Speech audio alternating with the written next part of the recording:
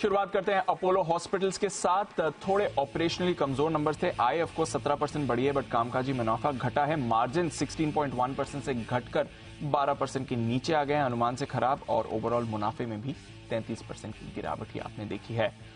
दूसरा स्टॉक रहेगा Vodafone idea. इसमें भी आप कमजोरी देख रहे हैं, थोड़ा मिले जुले हैं नंबर्स इसके। अनुमान के हिसाब से देखें तो आय एकदम अनुमान मुताबिक आई है, हल्की सी बढ़त कामकाजी मुनाफे में देखी है।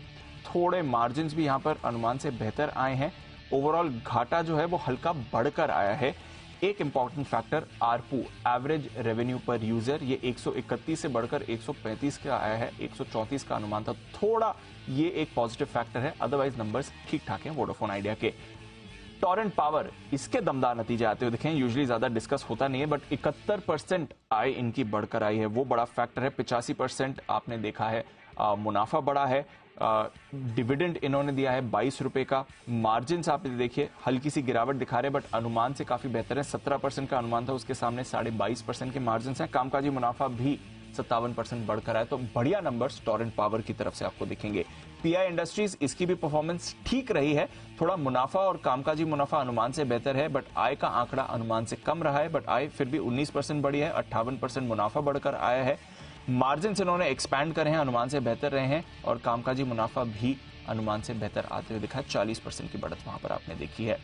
बाटा, यहां पर नतीजे थोड़े कमजोर हैं। बाजार का तो मानना है कि शायद ये वर्स्ट ओवर है, बट ग्रोथ स्लो दिख रही है और टॉप डाउन मिस आपको दिख रहा है एस्टिमेट्स में। सिर्फ 7% आय बढ़ी है, मुनाफा 15% बढ़ा है। कामकाजी मुनाफे में हल्की बढ़त है, मार्जिन भी बढ़कर आए हैं, बट 24.5% मार्जिन का अनुमान था, उसके सामने 23% के मार्जिन आपको दिखेंगे। जीएमआर एयरपोर्ट्स, वैसे अगर आप देखेंगे तो घाटे से मुनाफे में आ गई कंपनी, बट एक एक्सेप्शनल गेन भी था। अगर आप उस एक्सेप्शनल गेन के लिए एडजस्ट करते हैं तो अभी भी घाटा है।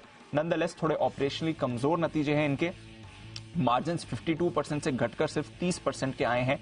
आय इनकी 30% बढ़ी है, बट उसके सामने कामकाजी मुनाफा 26% गिर कर आया है। GMR airports. बायोकॉन, कमजोर नतीजे आ रहे हैं। कमेंट्री जैसा अनिल जी कह रहे थे हर बार अच्छी रहती है, बट नतीजे से अब तक कॉन्फिडेंस नहीं मिला है। 35% आय बढ़ी है, थोड़ी अनुमान से बेहतर है। कामकाजी मुनाफा 32% बढ़कर आया, बट अनुमान से कम है। मार्जिन इनके गिरे हैं, हमारा अनुमान था मार्जिन थोड़े बढ़ सकते हैं। और घाटा आया है मुनाफे के सामने, बट उसमें एक एक्सेप्शनल लॉस है, उसको एडजस्ट कर दें तो फिर भी इनका मुनाफा आता है, बट अनुमान से कम ही रहता है। इंडिया बुल्स हाउसिंग, बहुत ही कमजोर नतीजे इसके आपको आते हुए दिख रहे हैं। सबसे बड़ी बात, एसेट क्वालिटी खराब हुई है। एनपीएस बढ़कर आए हैं, 3.86% के ग्रॉस एनपीएस अब 4.5% पर हैं। नेट एनपीएस 2.1% से बढ़कर 3% के आपको आते हुए दिखे हैं। मुनाफा 20% बढ़ा है। नेट इंटरेस्ट इनकम 20% घटकर आई है, तो बेहद कमजोर नतीजे आईबी हाउसिंग के। टीवीएस मोटर्स, इस पर भी रखेगा नजर, क्योंकि ईवी सेगमेंट में जैसे बाकी ऑटो कंपनीज फंड्स का निवेश लेकर आ रही हैं, खबरें ये कह रही हैं कि यहां पर भी ईवी कारोबार में Abu Dhabi Investment Authority, Goldman सैक्स और कार्लाइल जैसे फंड्स निवेश कर सकते हैं। 30 से 35 करोड़ डॉलर का ये निवेश हो सकता है।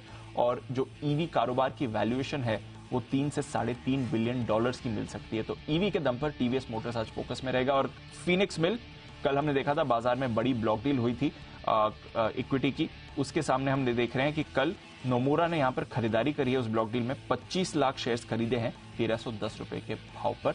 थोड़ा कल की क्लोजिंग प्राइस के ऊपर का ही लेवल है, तो ये भी आज फोकस में रहेगा। ये है आज के टॉप 10 स्टॉक्स।